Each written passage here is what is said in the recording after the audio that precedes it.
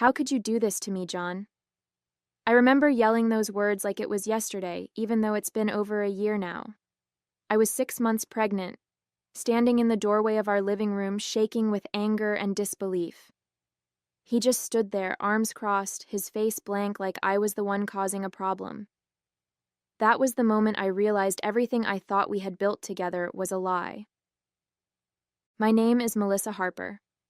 I'm 32 years old now, and I'm a single mom to my beautiful 1-year-old daughter, Emma.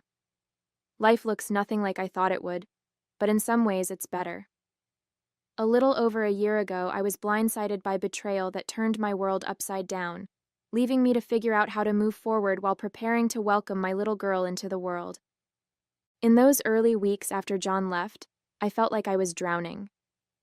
Every time I closed my eyes, I saw his face, heard his voice saying those awful things. "I'm not attracted to you anymore, Melissa. Look at you. You've let yourself go." Those words echoed in my mind, cutting deeper every time I thought of them. And Julia, my so-called best friend? She didn't even have the guts to look me in the eye. I never confronted her. I didn't see the point. I just cut her out of my life like she never existed. I struggled through the rest of my pregnancy alone, emotionally and financially. John didn't just leave me. He abandoned Emma too. Not a single text, not a dime to help. My mom tried her best to be there for me, but I could tell it broke her heart to see me like that. I put on a brave face for everyone, but at night, when the house was quiet, I'd cry until I was too exhausted to stay awake. It all started when my friend Karen showed up at my door, her face pale and her expression uneasy. I could tell something was wrong the second I saw her. "Melissa, I need to talk to you," she said as she stepped inside. She hesitated for a moment, like she was trying to find the right words. "I saw John today, with Julia. They were coming out of a hotel together. I didn't want to believe it, but they kissed. Right there in the hallway." I felt my stomach drop. For a moment, I couldn't process what she was saying. John, my husband, and Julia, my best friend? My heart pounded as the shock turned to anger, and I asked Karen every question that rushed into my head. Where? When? Are you sure? But I already knew she wouldn't lie about something like this. It was as if my world had tilted on its axis, and I couldn't find my footing. I still asked, "What do you mean? A hotel? Why would you be in a hotel? Are you sure? This is a serious accusation." My voice trembled as I spoke, hoping for some kind of explanation that would make it all go away. Karen nodded solemnly, her eyes full of pity and regret. "My cousins were visiting, staying at that hotel. I was on my way to their room when I saw them. Melissa, I know what I saw. They didn't see me, but they were coming out of a room together. They kissed, right there in the hallway." She paused, her voice softening. "I'm so sorry, but you needed to know." Hearing her say it again, so matter-of-factly, was like a punch to the gut. My chest tightened, and tears stung my eyes as the reality of it all began to sink in. I sat down on the couch, unable to catch my breath. My world was falling apart right there in my living room. The man I had trusted, the man I was building a family with, had been sneaking around with my best friend. And Julia? She'd been in my life for years, the person I turned to when things got tough. How could they do this to me? How could they betray me like this, especially now, when I was carrying our child? I felt a wave of emotions crash over me. Anger, humiliation, heartbreak, all tangled up in a knot I couldn't unravel. Every memory, every promise, every plan we'd made together suddenly felt like a cruel joke. I couldn't stop myself from wondering, had I been blind? Was there something I'd missed? Or was I just that easy to discard? The weight of it all pressed down on me, and for the first time in my life, I truly felt like I was breaking. That night, I waited for John to come home, my stomach in knots and my heart pounding in my chest. When I heard his car in the driveway, I felt a surge of both anger and dread. He walked in like it was any other day, setting his keys on the counter and loosening his tie. I didn't even let him get past the kitchen. How long has it been, John? I asked, my voice trembling but steady. He looked up, confused, and then his expression hardened. What are you talking about? He said, feigning ignorance. Don't play games with me, I snapped. Karen saw you, at the hotel, with Julia. Now tell me the truth. His face twisted into a scowl and he scoffed. Karen? That woman's nuts. She probably misunderstood something. Melissa, you're letting your imagination run wild. There's nothing going on. But his tone was defensive, and his refusal to meet my eyes told me all I needed to know. I clenched my fists, feeling my anger rise with every word he said. Don't you dare lie to me, John, I shouted, my voice breaking. Karen isn't nuts, and you know it. She saw you, with Julia, leaving a hotel room. She saw you kiss her, so don't stand there and insult my intelligence. He threw his hands up in frustration, pacing the room like he was the one being wronged. Melissa, you're blowing this out of proportion, he snapped. Karen probably saw something innocent and twisted it in her head. Julia and I are just friends, that's all. But his excuses sounded pathetic, and the more he talked, the more I could see the guilt written all over his face. It was like he was trying to talk himself out of the hole he'd already dug. As he continued spewing his excuses, I felt a sudden flutter in my stomach. Emma. She moved, as if reminding me she was there, a tiny life depending on me in the middle of all this chaos. For a second, the anger was replaced by a wave of sadness so heavy it nearly crushed me. How could he do this to us? To her? I put my hand on my belly instinctively, trying to steady myself. Do you even care about us, John? I asked, my voice quieter but laced with heartbreak. Do you care about your daughter? She's in here and she can feel this. Feel me falling apart because of you. His eyes flicked to my belly for a brief moment, but instead of softening, his face stayed cold and unreadable. This isn't about the baby, he said flatly. Don't make this more dramatic than it needs to be. It was in that moment I knew. I was truly on my own. I felt tears welling up, but I refused to let them fall in front of him. More dramatic? I repeated, my voice trembling with disbelief. I'm 6 months pregnant, John. 6 months. And you're telling me it's not dramatic that you're sneaking around with my best friend? That you've destroyed our family before our daughter even has a chance to be born? My voice rose with every word, my heartbreak morphing into a fiery rage I couldn't hold back anymore. John sighed as if he was the one being inconvenienced. Melissa, you're blowing this out of proportion, he said, shaking his head.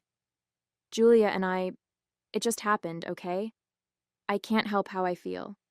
Things haven't been the same between us for a while, and honestly, look at yourself. You've changed. He motioned toward me, his words dripping with contempt. I'm not attracted to you anymore, Melissa. I'm sorry, but it's the truth. John scoffed, shaking his head like I was wasting his time. God, Melissa, do you even hear yourself? He snapped, his voice ice cold. You've been nothing but a whiny, overgrown baby ever since you got pregnant. Every day it's something. Your back hurts, your feet are swollen, you're tired. I get it, you're pregnant, but you act like you're the first woman in the world to have a kid. It's pathetic. He looked me up and down, his expression twisting into disgust. And don't even get me started on how you look, he said, his voice dropping to a cruel sneer. You're massive. Honestly, Melissa, you're starting to look like a damn elephant waddling around here. It's embarrassing. You don't even try to look decent anymore. It's just sweatpants and your greasy hair tied up in that ugly bun. Julia? She's gorgeous. She actually takes care of herself and she's fun to be around. You're just a moody, needy mess, and I'm tired of pretending otherwise. He stared at me, his words hanging in the air like poison, and I felt my entire body go numb. I stood there, frozen, unable to find the words. How could he be so cruel? I had braced myself for denial, for excuses, but not for this. The man who had once promised to love me, who I thought was my partner, was standing in front of me, tearing me apart piece by piece. It wasn't enough that he had betrayed me. that he had thrown away our marriage and our family for my best friend. Now he was humiliating me, stripping away every last bit of dignity I had left. My throat tightened, and I felt the sting of tears in my eyes, but I refused to cry in front of him. I didn't want to give him the satisfaction. "You don't even care," I managed to choke out, my voice barely a whisper. "Not about me, not about Emma, not about anything we built together." He just shrugged, his expression cold and indifferent. "I've moved on, Melissa," he said flatly. "Maybe you should too." His words hit me like a slap, and I realized in that moment that the man I once loved didn't exist anymore. The next day, I packed whatever I could fit into a few suitcases and left. I couldn't stay in that house, surrounded by memories of a life that no longer existed. Every corner reminded me of him, of us, and it felt like the walls were closing in on me. My mom had offered weeks ago for me to stay with her if I needed support during the pregnancy, and now I had no choice but to take her up on it. When I arrived at her house, she was waiting at the door, her arms open and her face full of worry. "Oh, sweetheart," she said softly, pulling me into a hug. The moment I felt her embrace, I broke down, sobbing into her shoulder like a child.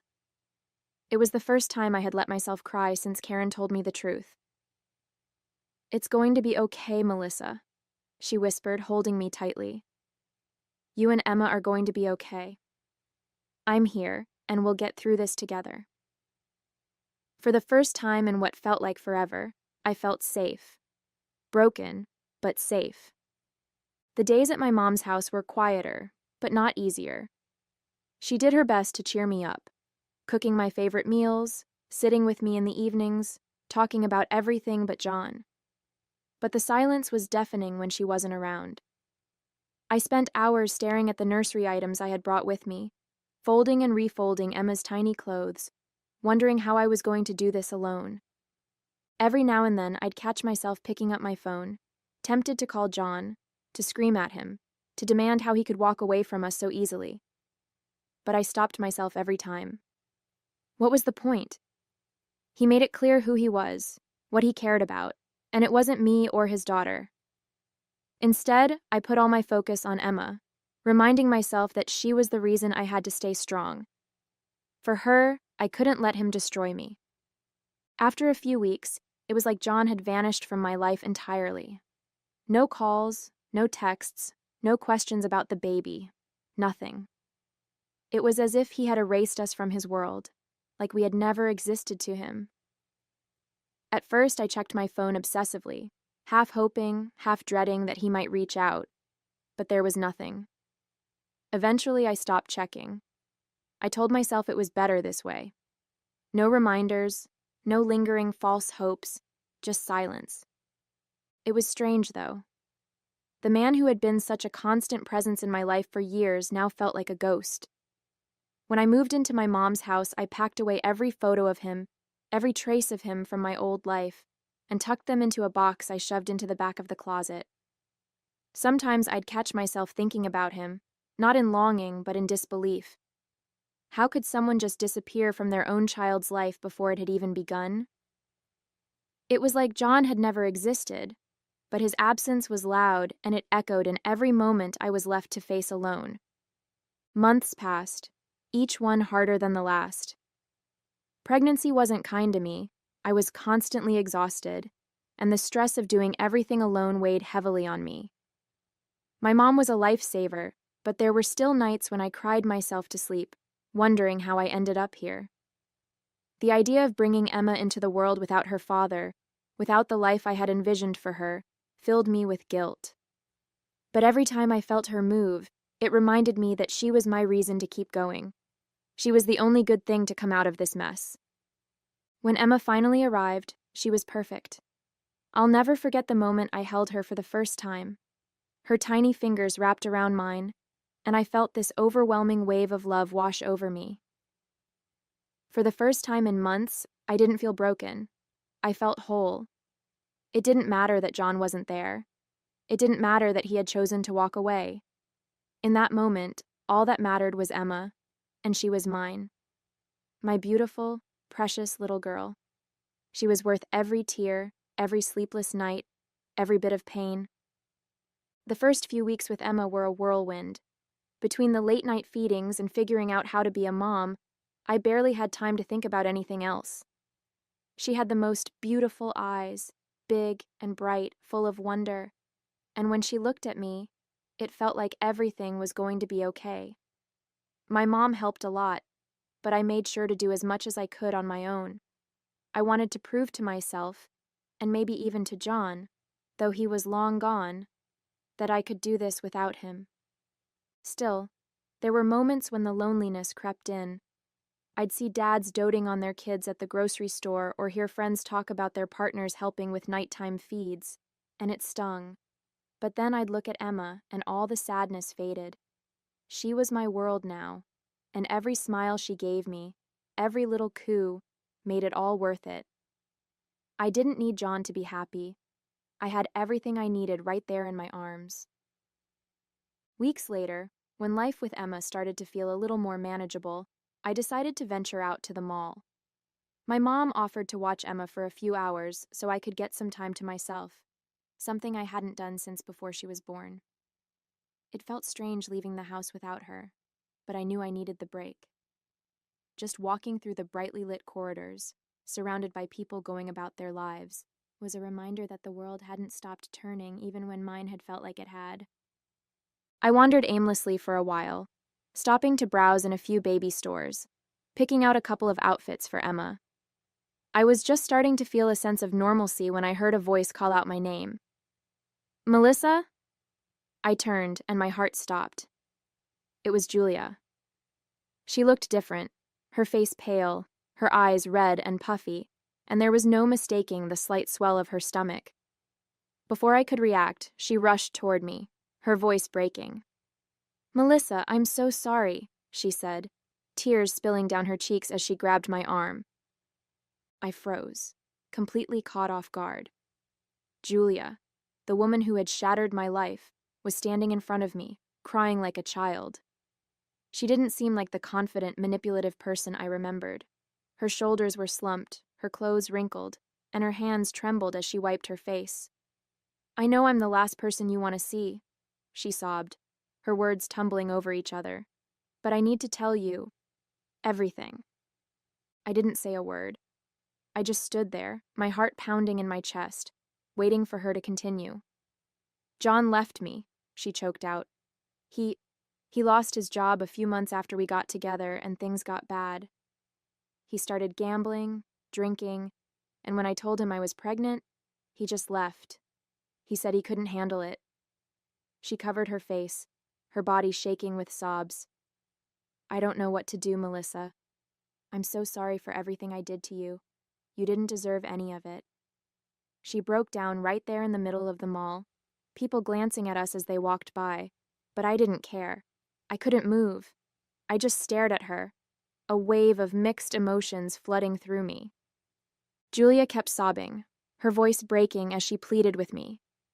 "Please, Melissa, I know I don't deserve it, but I need you to forgive me. I was selfish and stupid, and I ruined everything. I wish I could take it all back. Please, I'm begging you." Her words hung in the air, but I didn't respond. I couldn't. I just stood there, staring at her, feeling an odd mix of pity, anger, and satisfaction. For so long I had dreamed of a moment like this, of her realizing the pain she'd caused and begging for my forgiveness. But now that it was happening, I felt nothing. Not even a flicker of the satisfaction I'd expected. I looked at her one last time, her face streaked with tears, and without saying a word I turned and walked away, leaving her there in the middle of the mall. When I got home, as if the day hadn't already been surreal enough, I had the second surprise waiting for me. Sitting on the front steps, slouched like a man who'd lost everything, was John. For a moment I thought I was hallucinating. He looked so different, unkempt, exhausted, and reeking of alcohol. His hair was messy, his clothes wrinkled, and he barely looked like the man I used to know. He looked up as I approached, his eyes bloodshot and glassy. "Melissa," he muttered, struggling to stand. I I needed to see you. I froze, my breath catching in my throat as a wave of anger surged through me. I couldn't believe this was happening, that after everything he'd done, he had the audacity to show up here. "What are you doing here?" I asked, my voice sharp and unforgiving. He staggered slightly, leaning against the doorframe. I'm sorry," he stammered. "I love you, Melissa. I love Emma. Please let me come back. I'll fix everything. I swear I will." His voice cracked, but all I felt was disgust and a cold, biting clarity. He smelled of alcohol so strongly that it hit me before I could even respond. "Sorry?" I repeated, my voice thick with disbelief. "You're sorry? You left me, left us, without a second thought, and now you're here smelling like a bar, talking about feeling sorry and loving us?" John ran a hand through his messy hair, his shoulders slumping like the weight of the world was pressing down on him. "I know, Melissa," he said, his voice cracking. "I know I've screwed up. I've lost everything. You, Emma, my job, my money. I've been such an idiot, and I can't stop thinking about what I threw away. I love you. I love Emma. I do. Please, just give me a chance to make it right." For a moment, I just stared at him, my emotions a storm of anger, pity, and something I couldn't quite name. This was the man I had once built my world around, the father of my child, now reduced to this broken shell. "You love us?" I said, my voice trembling. "Where was that love when I was 6 months pregnant and you walked out on me? Where was it when Emma was born, and I was in the hospital alone? You abandoned us, John. You don't get to show up now and play the victim." He staggered slightly, holding onto the doorframe for support. "I know," he whispered, tears welling up in his bloodshot eyes. "I know I don't deserve anything from you. But I've changed, Melissa. I can change. Please, just let me be a part of Emma's life. I'll do anything." I felt a lump rise in my throat as I watched him fall apart. A part of me wanted to believe him, to reach out and offer some kind of comfort to the man I had once loved so deeply. But the memory of all the pain he'd caused, all the nights I cried myself to sleep wondering how I would do this alone, kept me grounded. "No, John," I said finally, my voice steady but heavy with emotion. "You're not part of my life anymore. Emma and we're better off without you. You made your choice, and now you have to live with it." He broke down, his sobs quiet, but heart-wrenching, and for a brief moment, I felt sorry for him. But I knew I had to stay strong, for myself and for Emma. Without another word, I stepped past him, unlocked the door, and closed it behind me, leaving him outside in the dark. Inside, I leaned against the door, the weight of the day finally hitting me. In one day, both people who had nearly destroyed my life, John and Julia, had shown up, broken and ruined by their own choices. I didn't have to lift a finger for it to happen. They had done it to themselves, consumed by the same selfishness and deceit that had shattered my world over a year ago. I thought back to everything I'd been through, the betrayal, the heartbreak, the sleepless nights wondering how I would raise Emma on my own. Through it all, I had lived my life with dignity, focusing on my daughter and rebuilding my own sense of worth. And now, here I was, standing tall, while the people who once tore me down were left to face the wreckage of their actions. I climbed the stairs quietly and peeked into Emma's room. She was fast asleep, her tiny face peaceful and perfect in the soft glow of the nightlight. I leaned down and kissed her forehead, feeling a surge of gratitude and love. This was my life now, and it was going to be beautiful. Hey there! Did you like the story? If you did, don't forget to hit the like button and subscribe to the channel. It helps us a lot and makes sure you won't miss out on more great stories we share here. Thank you for watching, and we'll see you in the next one.